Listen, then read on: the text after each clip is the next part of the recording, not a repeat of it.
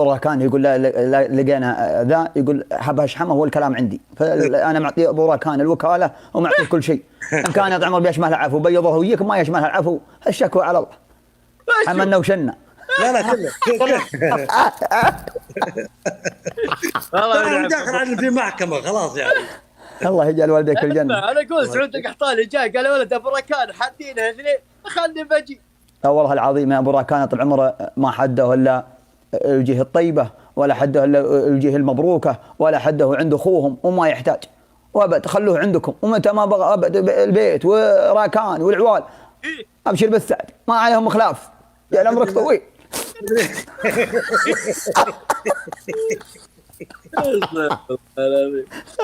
شيخ فرحان، يا شيخ فرحان انت من اليوم ساكت، لا اعطتنا حكمك ولا اعطيتنا طول عمر وجهك يا طول عمر، ساكت من اليوم والله ما ندري ايش اللي وراك. ولا طلعت قاعد كذا قاعد تقول كذا بعيونك اخو محمد. اتفكر في مخلوقات الله. لا اله الا الله. اخو محمد. ان التفكر عباده، ما تدري يا سعود. اني داري يا طول العمر. انت وجهك مبروك ورجال مجمل، وانت من الري اللي يجيك عمر مربوع عمر ويجيك يعقد شوي في المعامله، يعقد شوي وافي ومجمل. الرجال تعرف الرجال الدنيا اخذ وعطى، والله العظيم ما يكسب الواحد لا من راح، اما قالوا بيض الله وجهه والله يرحمه، ولا قال الله اجعلها ان شاء. والله يا سعود احب اني استمع اكثر مما اتكلم، للاستماع. جعل عمرك طويل وافي ومجمل. انا اتبع فايز المالكي، اي شيء تبونه عندكم الرجال هذا. على طاري الذكر ترى جدا جميل. الله يقلب لي.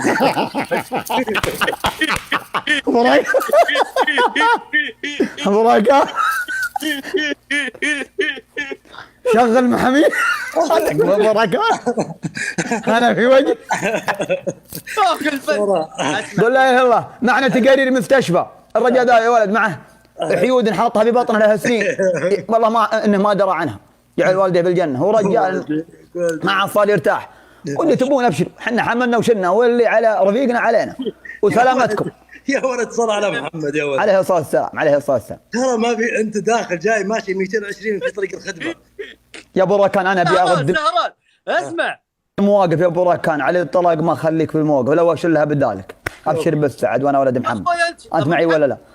كفو لا تبكي لا تبكي يا ابو راكان، والله لا ابكي بدالك. يا ولد انت داخل غلط، انت داخل غلط. الشيخ فرحان قاعد يعطينا شعر وقاعدين يسولفون سواليف حلوه، جيت انت تبي كفاله، وش الموضوع؟ يا رجال الشيخ لا عاد ضحك ولا عاد مبرطم من اليوم، ما ابي اضحك انا. محمد ما يا سعود التفكر يا لبيه سعود ترى ابن عم عباده، وانا فرح ومبسوط في الحقيقه بوجودك وبوجود ابو راكان، واتفكر فيكم والله يوفقكم. جعل والله عمرك طويل. تفكر الله يجعل والديك الجنه. ما ترى سعود ما ترى شوف ما ترى تفلسف دي. بعدين هذا الشيخ هذا فرحان بن حمد شكله من عندنا الاسم ما هو بغريب. ترى عاطفي كلنا ربع فاق. فرحان حمد ما هو بعاطفي. هلا هو تو قال لنا عاد الاسم عندك يعني ما اسم. يلا اللي يقول خذ اقول ابو محمد سم طال عمرك. جايك قعود انت ولا شو وضعك؟ يا رجل ما كرتن. يعني طال عمر ابشرك، يعني طال عمر بكرتين بحوارها واربع طليان. انت معي ولا لا؟ ولنا يا طال عمر 3 ايام انا ماني بطيب، ما غير شديد في شديد ادور الربيع. الله العظيم دافع البلاء شديد ولا انا بقعد في البيت، مره عند عطيه الله ومره نرجع ويتجمع عندي النشام اللي مثلكم وشرواكم وسالفه تدرج في سالفه، والحمد لله على كل حال. والاجل المغرب يرى يجي والله ما غير ادمع عنده ابكي وابكي مع المغرب، ابكي اغلقه الرجال اللي راعي بالمهم مثل تعب جابرك الله الشيخ فرحان وناوي يشري، قبل شوي يتكلم يقول ودي يشري لي كم من شغله كذا، والله جابر. جعل عمرك طويل الله يرزق فضله، الله يجعل والديك الجنه يا ابو راكان. حي والله عينك يا ابن عمي على الطلاق لو ما فيها طعم. احنا في بث كان لعبت لك قزوه مخلت سعرها عدل. وابشر والله بالسعد وابشر والله اللي جنبك. يا ولد الشيخ فرحان منصدم. حي والله عينك يا ابن عمي. والله احنا نفرح ليش شفنا طول عمر الرجال حاط طول عمره يتكلم في الخير. والله احنا نفرح واحنا دايرين ان احنا على خطا، وجعل عمرك طويل وافي ومجمل، والله يبيض وجهك ويرحم والديك. الكمال لله، الكمال لله. الله يرحمنا جميعا ووفقنا وياكم لكل خير. الله يخليك ويجعل والديك في الجنه. شيخ فرحان، ابو محمد ما شاء الله تبارك الله، رجل يقوم الليل، مصلي، عابد، زاهد، لا اله الا الله. من هو يا ياسر؟ ابو محمد سعود القحطاني. الله شوف وجهه منور. الله يوفقه، الله يوفقه ويعيننا على انفسنا جميعا. الذكر كيف، شوف كيف هدى جهد نفسه. بالله هذا شكل واحد يقوم الليل يتعبد. ما صلى العشاء فكان ما قام الليل. نعم والله. شوف ابن ابن عمي ابو محمد بزعله بري حالي يا ابن عمي، بري حالي بزعله ابن عمه بحديث. يا عمرك طويل يا رجال وافي ومجمل، وافي ومجمل، وافي ومجمل يا ابو حمد، وافي ومجمل. انا طلق لو اني عندك انا حب خشمك، انت معي ولا لا؟ حي والله عينك. هذا يصلي الليل، هذا زين يصلي العشاء. انا ابيك تصير عون، وصرت فرعون يا خنزه. خير الحرشه يا ابو راكان. تكفى يا ابو راكان، عذر عنك طعنتني يا رفيقك. والله لا من قرأ 10 آيات لم يكتب من الغافلين. 10 آيات يعني الفاتحة منها تعتبر إن شاء الله. طيب بالله يا شباب، بالله بطلب طلب يا ابو، تسمحوا لي. اسلم خذ راحتك وانا اخوك. ابي سعود ينصحنا نصيحه. اي والله والله ودي. يعتبر نفسه انه يعني رجل دين وملتزم، خليه ينصحنا، خلينا نشوف. اسلم. الله ينشبك ويسلح. صلى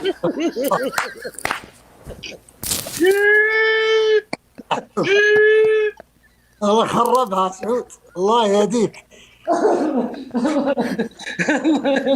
لا انك تامر عليه. لا عاد تمر ولا شيء. حطيتني في موقف اني يا رجال حرجا قدام بني عمي وقدام، ولكن بنصحكم. يلا بسم الله الرحمن الرحيم.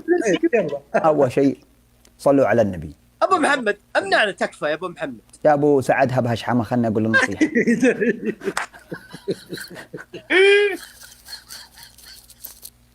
والله كله من الشعير. الشعير لعب فيه من يدي ابو ركان بالسلام، دايم سلامه حلو. الكيكه شعير برسيم البل ما تاكل شعير جايك السله.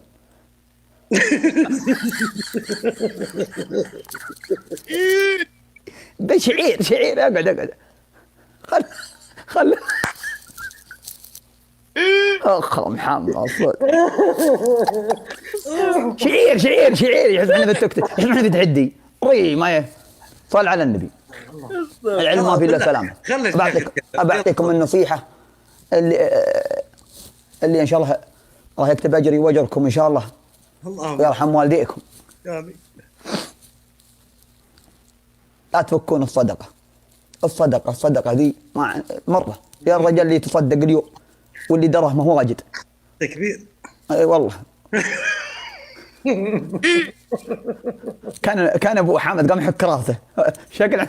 اسلم الله يسلمك. واللي عندهم اراضي كبار يتصدقون والله ما يدري واحد متى خاتمته. انت معي ولا؟ الواحد ما يدري شو خاتمته. ارحب يا مهنا ارحب. طيب الله لا يهينك. اسمع بهذه المناسبه يا رجال انا شفت الاسد وراحت النصيحه. اصبر. ارحب يا ابو عتب، جعل عمرك طويل. ابو محمد ثمرة النصيحة جاء. جزاك الله خير. اقول الله يجعل عمرك طويل. ليت والله من المشايخ اثنين منك كان والله نحن امورنا طيبه كلها. انت معي في الصدقه لا تفك الصدقه بينك وبين نفسك. الصدقه جعل عمرك طويل. انت معي؟ تكبير. اي والله الصدقه الواحد يتصدق حتى لو ان والديه راحوا الله يرحمهم يتصدق لهم ويوصل فيهم، ما بيقول خلاص ماتوا خلاص، لا يقول معلش يا ابو سعد انت وابو حمد، يقول يعني اذا مات ابوه وامه يقول الله يرحمه. الله ربي يرحمهم.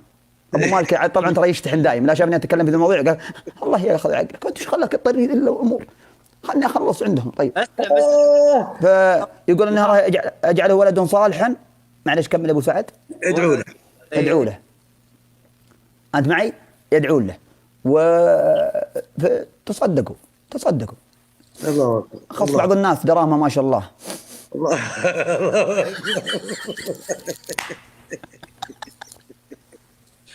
يا ابو سؤال بالنسبة أنت تكلمت عن الصدقة، عندي سؤال. اسلم. لماذا سميت الزكاة صدقة؟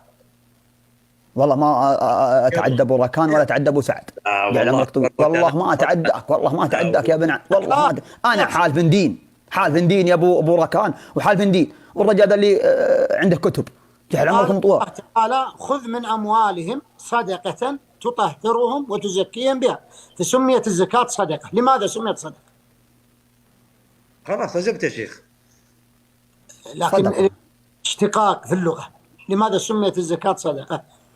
نحول على الشيخ. لأنها تدل على صدق المزكي، صدق نية صاحبها. يعني بعضهم مستعد يصلي ومستعد يصوم لكن ما يخرج الريال، ما دام يخرج الزكاة فتدل على صدق نيته وصدق إيمانه. كما أن مهر المرأة سمي صداق لأنه يدل على صدق رغبة الرجل في صدقه على صدق الرجال نفسه، لا جاي صدقه في طلب هذه المرأة. ومن يخطب الحسنى لم يغله المهر. سلامتكم. الله الله الله. اجعلني في وجهك يا شيخ، اشهد بالله يا ابو حمد انك ما قصرت. وإياك ما لك زود ياك تسلم. طيب بسالكم سؤال. اسلم. تفضل. مثلا انت نصحت لك واحد تبيه طال عمر يتعدى دربه وحطك عدو، وش تسوي مع ذا؟ تلعن جده ولا وش تسوي له؟ يا ولد استغفر الله استغفر الله. ايش قومك انت؟ الحين يا شيخ الله يطول عمرك، هل جيت الحين في وقتنا ذا الزمن لا جيت تنصح احد يحس منك انت غلطان ويحطك عدو عنده، ما عاد يدانيك ولا عاد يواطنك، هذا واحد يدافع على البلاء، انصحه كل يوم انصحه كل يوم يا ولد وحطني عدو، ترى ما بيك خير، وذا اللي يعطيه البلاء ويعطيه السلحان يا ولد صار يمشي وراه. يا ولد يا ولد يا ولد. على خشم. الله عز وجل قال على لسان نبيه صالح ولكن لا تحبون الناصحين. فأنت تعطيه النصيحة، فذكر إنما أنت مذكر لست عليهم بمسيطر. جزاك الله خير. فذكر إن نفعت الذكر. الله يجزاك. فأنت تبذل له النصيحة وتعطيه إياها. ادعو إلى سبيل ربك بالحكمة والموعظة الحسنة. بدون يعني أنك تلعن جده ولا شيء.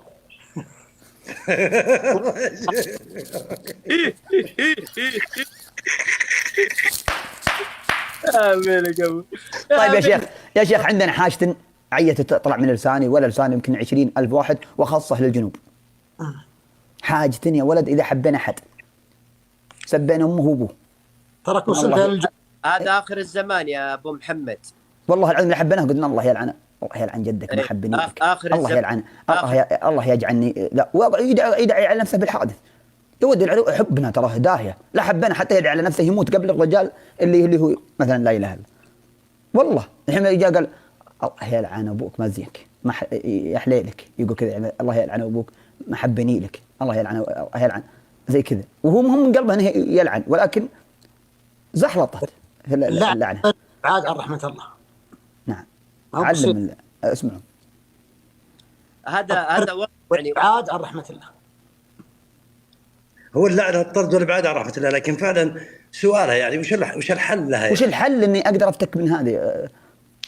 الحل الشخص ما عند الشخص زر اذا مسكت عليه يمسك عن اللعن، هو بنفسه. هي قشعريره من محبتي له، مثلا ما خلص لي موضوع في الجنه ابو ركان مثلا بضرب مثل الحين ابو ركان زي اللي حاجه بسيطه قلت يعني الله يلعنك ما هذا حديث لعن المسلم كقتل. يعني اذا قال للشخص يا ملعون كانه قتله. الله ياخذ. ولذلك مؤولين الاحلام مفسرين الاحلام دائما يفسرون اذا رايت في المنام تقتل شخص انك تلعنه او انك كثير اللعن، يفسرون هذا مفسرين الاحلام بعضهم طبعا. هذه مسألة ما هي بسيطة، يعني لعن المسلم كقتل.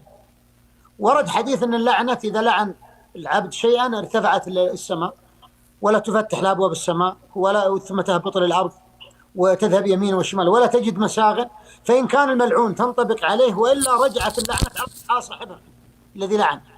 مسألة ما هي بسيطة ولا هي بسهلة، مسألة خطيرة جدا. الشيخ فرحان انه سبحان الله من صفات المؤمن، دام الحوار الحين هو منتشر ترى بين الناس كثير فعلا، من صفات المؤمن قال النبي: المؤمن ليس بلعان وليس بطعان وليس بفاحش.